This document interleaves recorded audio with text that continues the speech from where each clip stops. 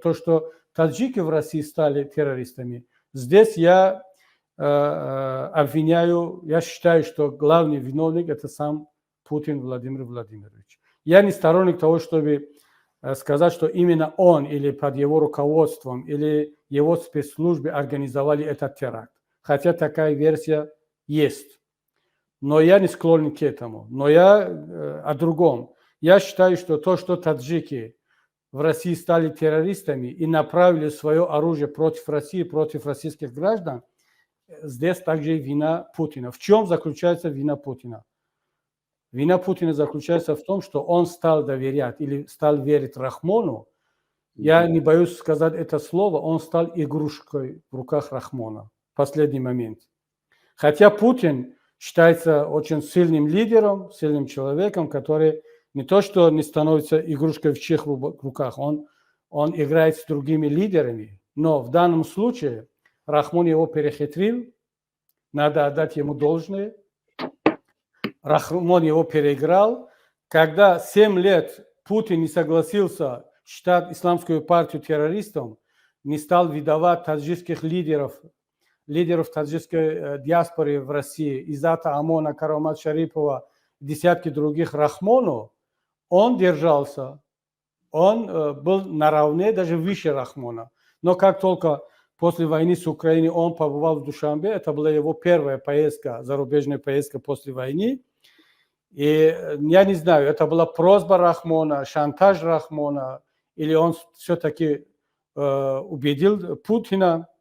И тут же он там дал поручение генпрокурору, Верховному суду России признать нас террористами и стал выдавать пачками оптом всех таджикских лидеров в Душанбе. Все они сидят сейчас в тюрьме.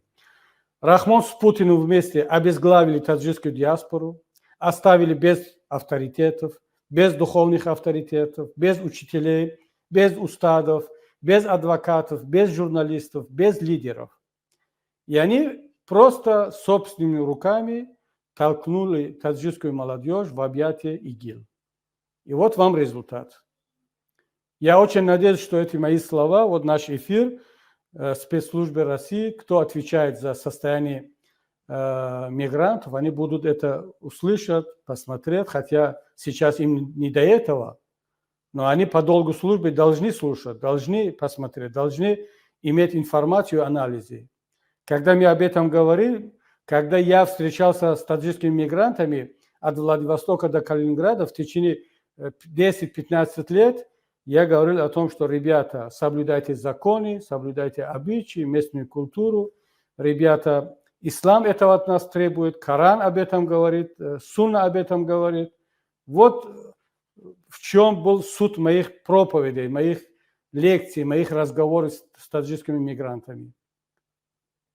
И когда они запретили нас, запретили других оппозиционных партий, групп, они депортировали всех авторитетных таджиков, и они думали, что Рахмон, посольство и те глава диаспор, которые назначаются Рахмона, а это поголовно сотрудники таджикских спецслужб, они надеялись, что именно они будут контролировать таджиков, таджикскую среду, мигрантскую среду, и они будут очень лояльными таджикским властям и российским властям. И вот вам результат.